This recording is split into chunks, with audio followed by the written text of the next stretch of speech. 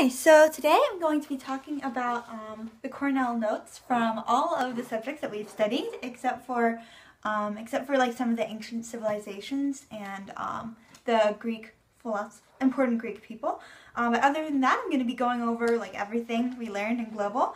I'm going to be doing this in like 8 parts or something because I don't have time to do this all in one sitting, and probably don't have time to watch this all in one sitting. So, so the Ice Age. Prehistory is a time until 3000 BCE when writing was developed. The Ice Age was from 1.5 million to 20,000 BCE. It had 4 cycles of warming and cooling. Cooling climate led to increased snowfall in the winter seasons, making ice spread out from the poles. So the geographical impacts. Land bridges were created by sinking water levels. Glaciers created valleys and fertile soil. Plant life and climate zones changed over time. The impact on human development. Humans evolved throughout the Ice Age. Early humans were hunters who followed the herd. People spread out throughout North and South America, Indonesia, and Australia. So the ages. The Stone Age was from 2.5 million to 3000 BCE. This was the period of time that stone tools were used. The Paleolithic, or Old Stone Age, was from 1.5 million to 8000 BCE, and it had a nomadic way of life. The Neolithic, or New Stone Age, was from 8000 to 3000 BCE. So next we're going to talk about the agricultural revolution. Different crops were grown in different regions. The plow was developed to loosen soil. Irrigation systems were used. Nomadic people settled down and grew traditional surpluses, built permanent dwellings, and domesticated animals. Villages were created, which started social divisions. Religions began, and people used deities. People believed that deities control forces of nature. So the Bronze Age. The Bronze Age started in 3000 BCE. It was a period when bronze tools were replaced. Stone tools. Civilization. Civilization is a highly organized society with complex art and technology, legal, economic, and government systems.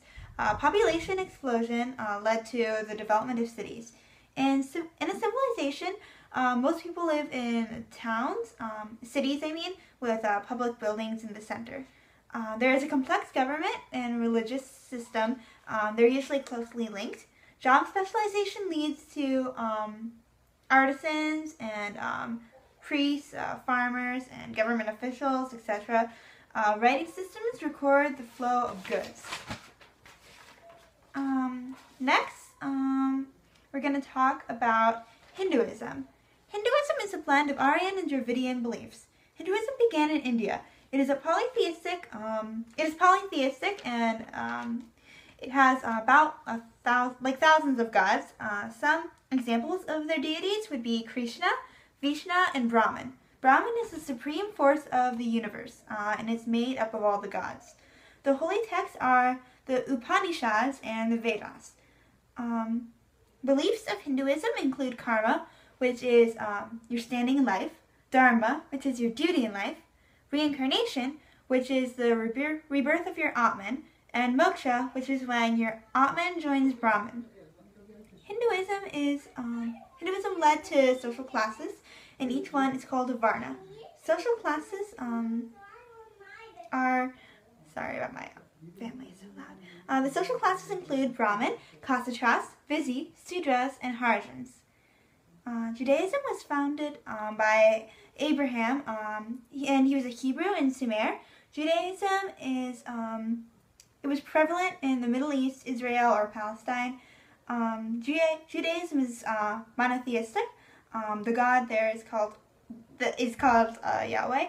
The holy texts of Judaism are the Torah, Talmud, and Adoni.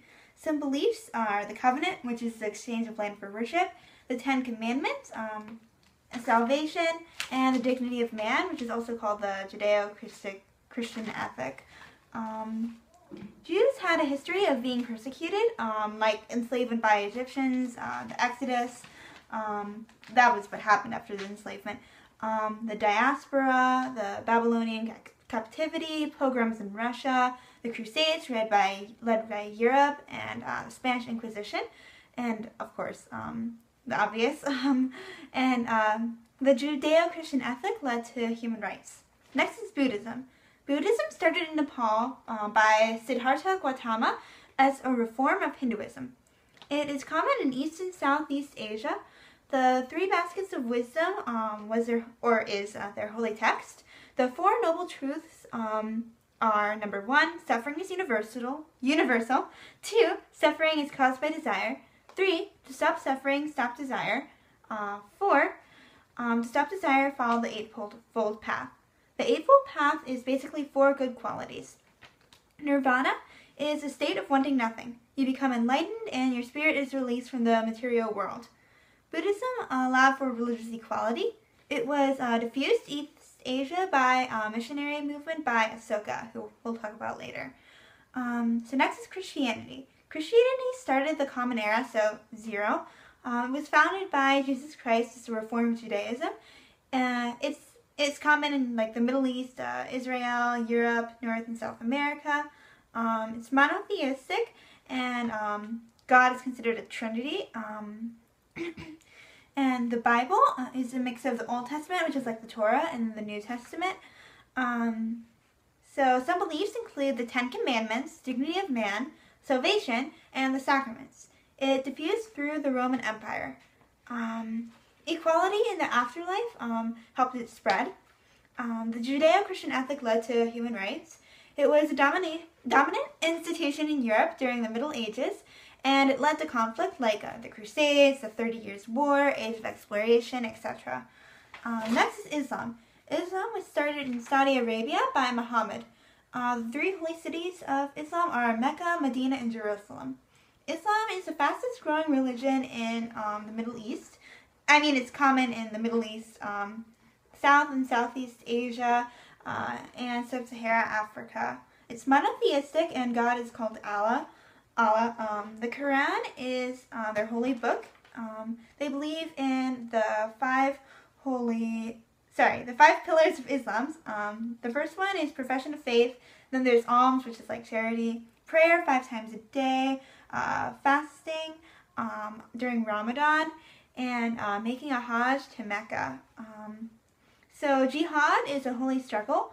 They created the empire in the Middle East that governed tolerantly, while Europe was in a dark age, and was not governing tolerantly. So I hope this helped. I'll be making another video soon.